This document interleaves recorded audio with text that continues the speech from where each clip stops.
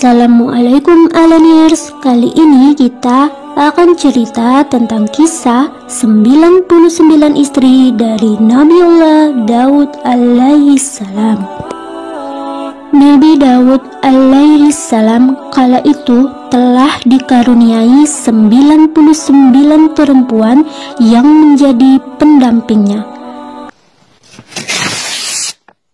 A'udzu billahi minasyaitonir rajim. Walaqad atayna Dauda minna fadla. Dan sungguh telah kami berikan kepada Daud karunia dari Allah.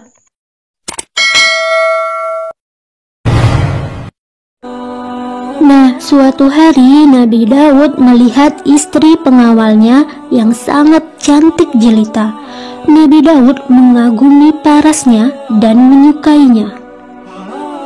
Nabi Daud bergumam dalam hati, "Aku tak bisa menghilangkan rasa suka ini dalam hatiku." Setiap Nabi Daud niat menepis rasa cinta itu, ia tiadalah bisa, malah rasa itu semakin kuat. Nabi Daud mulai mengarahkan pikiran ke 99 istri miliknya.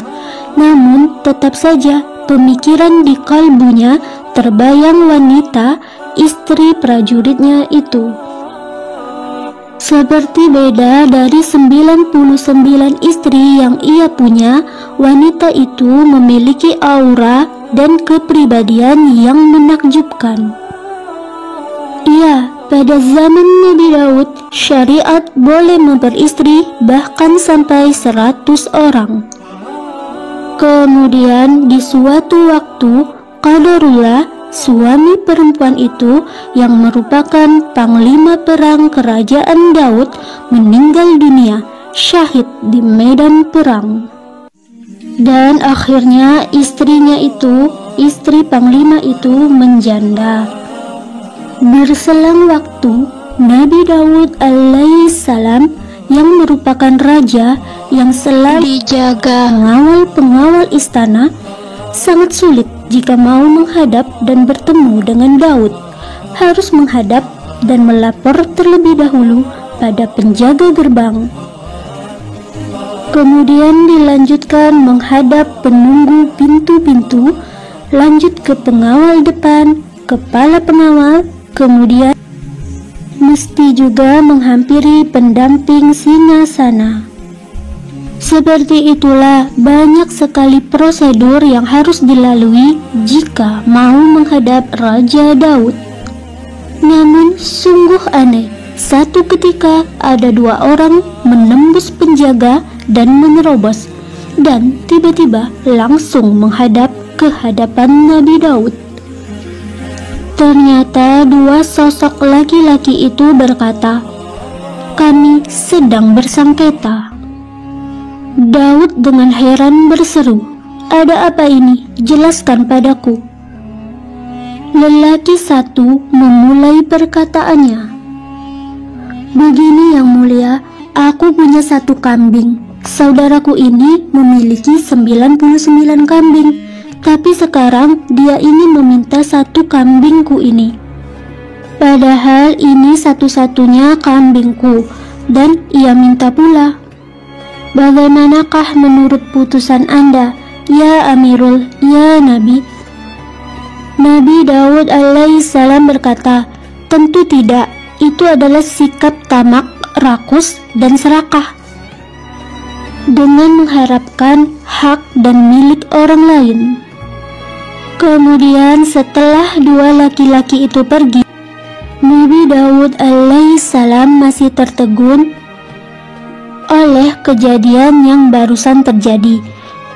Lalu dia merenung dan sadar bahwa perkara barusan merupakan teguran dari Allah Ta'ala.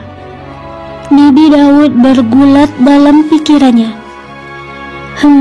Bagaimana mungkin bilangan kambingnya sama dengan jumlah istriku, 99, dan kambing yang lain berjumlah 1. pun sama dengan jumlah wanita yang aku taksir, 1 orang. Tersadarlah Daud alaihissalam bahwa 2 lelaki yang tadi adalah malaikat yang berwujud manusia yang sedang menyamar untuk menegurnya, Daud alaihissalam. Lalu Nabi Daud langsung beristighfar. Ia menangis dan menyesali keinginan hatinya. Bahkan air mata tangisan Daud bisa menumbuhkan rumput di sekitarnya. Nabi Daud bersujud selama 40 hari 40 malam. Wallahu a'lam bishawab. Bismillahirrahmanirrahim. Assalamualaikum warahmatullahi wabarakatuh. Hai Alenier semua. Hari ini sesi baca buku ya. Satu halaman pilihan yang menginspirasi. Kali ini kita akan membaca buku yang berwarna merah ini nih, dari Deasi Destiani, yang berjudul Bukan Untuk Dibaca. Unik sekali ya judulnya. Walaupun sampulnya mengatakan gak boleh dibaca, tapi karena ini buku, ya harus dibaca dong. Baiklah, tanpa pakai lama, kita buka aja. Dengan subjudul bagian 8 situasi untuk Anda renungkan. Pada halaman 77. Kita mulai baca pada situasi 1. Suatu hari, orang kampung berniat untuk melakukan doa memohon hujan turun. Waktu mau doa, banyak orang yang datang berkumpul, tetapi hanya seorang anak yang membawa payung, karena dia yakin doanya akan dikabulkan Allah. Itulah yang dinamakan keyakinan. Kita lanjut ke situasi 2. Bila Anda melambungkan bayi ke udara, dia akan tertawa sebab dia tahu bahwa Anda akan dapat menangkapnya. Itulah yang dinamakan kepercayaan. Berikutnya situasi 3. Setiap malam ketika kita tidur, tidak ada jaminan kita akan hidup lagi untuk hari esok. Tetapi kita tetap set alarm untuk kita bangun pada esok hari. Next, halaman 78. Itulah yang dinamakan harapan. Teruslah memasang keyakinan, kepercayaan, dan harapan kepada Allah yang Maha Pencipta, Maha Pemberi, dan Maha Penentu segalanya. Baris berikutnya, situasi 4. Bila Anda bertemu seorang wanita cantik dan dari keluarga baik-baik, Anda ingin menikahinya, tetapi wajah istri Anda selalu muncul di pikiran. Itulah yang dinamakan ketakutan. Seterusnya, situasi 5. Anda di situasi 4, tapi tetap melamar wanita tersebut. Itulah yang dinamakan keberanian. Situasi 6. Saat melamar wanita yang cantik itu, tiba-tiba istri Anda muncul. Itulah yang dinamakan ketahuan. Kita lanjutkan ke situasi 7 dan 8. Situasi 7. Ketika Anda pada situasi 6, istri datang dengan anak serta keluarga besar mengizinkan acara tersebut tetap berjalan demi menjaga nama baik Anda, itulah yang dinamakan keajaiban.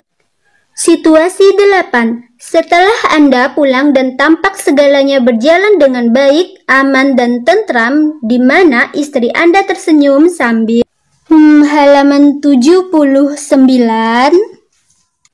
sambil menyuguhkan kopi Vietnam kesukaan Anda, lalu tiba-tiba Anda kejang tak sadarkan diri. Itulah yang dinamakan keracunan. Waduh, sad ending ini ya.